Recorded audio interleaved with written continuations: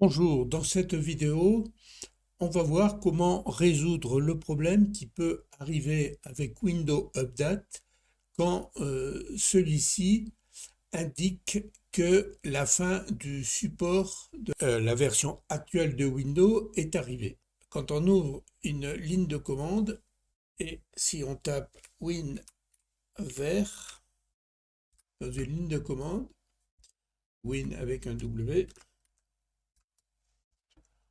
on voit que la version ici de Windows 11, c'est la version 22H2. Pour Windows 11, chaque année, il y a deux mises à jour majeures, en plus des mises à jour partielles qui sont réalisées tous les deuxièmes mardis du mois. On a donc une version de 2022, donc on a plusieurs années de retard.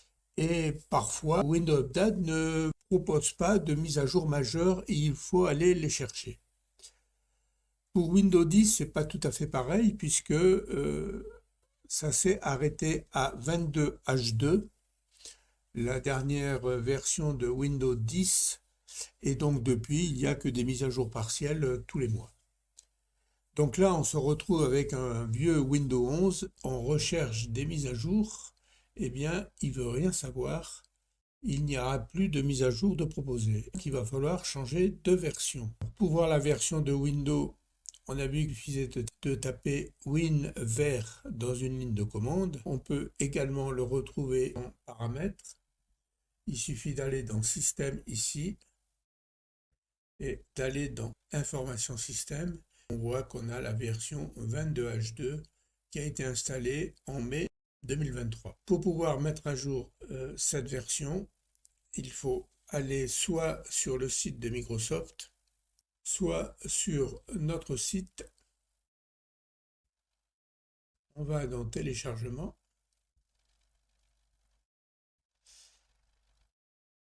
On va dans Sauvegarde et Installation. Et on a l'assistant de mise à jour Windows qu'on va télécharger. Et on voit ici qu'on a la 24H2.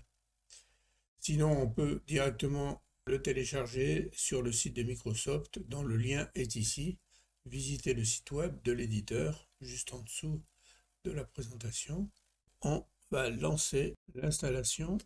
On va aller dans Téléchargement.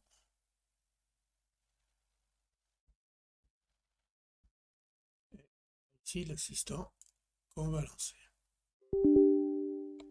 Il nous demande avant de vérifier que l'appareil répond à la configuration système. Il faut vérifier donc la capacité du PC à supporter Windows 11. Et donc, on teste avec ce programme qui a été téléchargé. On accepte. On fait installer.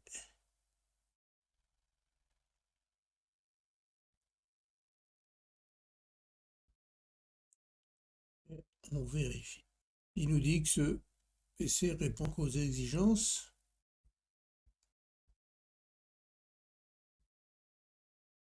On va pouvoir lancer l'assistant de mise à jour, qui va commencer par télécharger la dernière version de Windows 11. C'est assez lent. Et l'installation également risque de durer 1 à 2 heures. On va donc reprendre la vidéo une fois que le téléchargement sera terminé. Une fois l'installation terminée, et on redémarre l'ordinateur.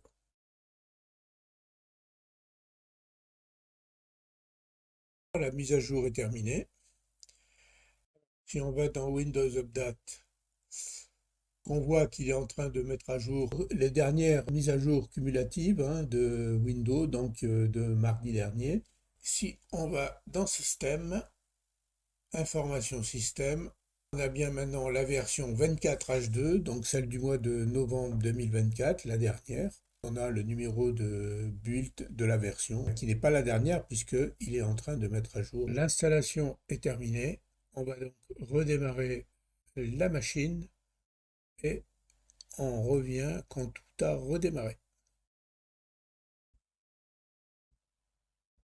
La mise à jour est terminée. L'ordinateur a redémarré. Dans Système, la version est maintenant 26128,94, alors que tout à l'heure, elle était donc de 26600 et 17,42.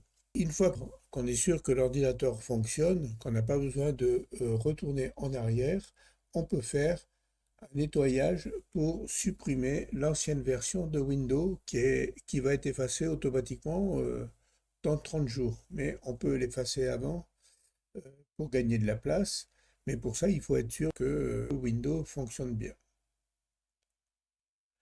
Donc on va dans Outils Windows, on cherche Outils Windows.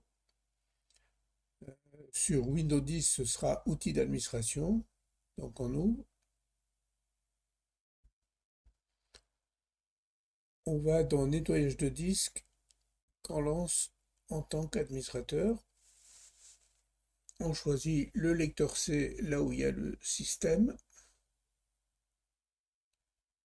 Et donc là, il fait la recherche des fichiers. Ça, je peux le refermer. La recherche est des fois un peu longue. Voilà, la recherche est terminée. Et donc, on va pouvoir faire le nettoyage. Alors, Windows Update, 380 mégas, on peut gagner.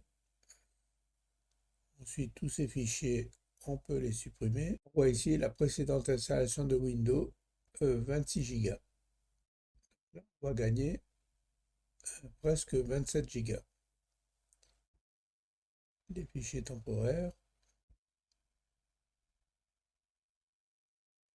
Voilà, on fait OK. Et le nettoyage commence. Et ça dure également un petit moment. Si on supprime l'installation précédente de Windows, on ne peut plus revenir en arrière. C'est pour ça qu'il faut s'assurer que le Windows fonctionne bien.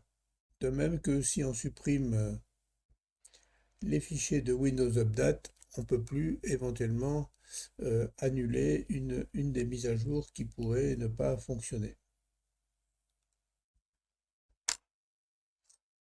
Voilà, on revient quand le nettoyage est terminé. Le nettoyage se termine.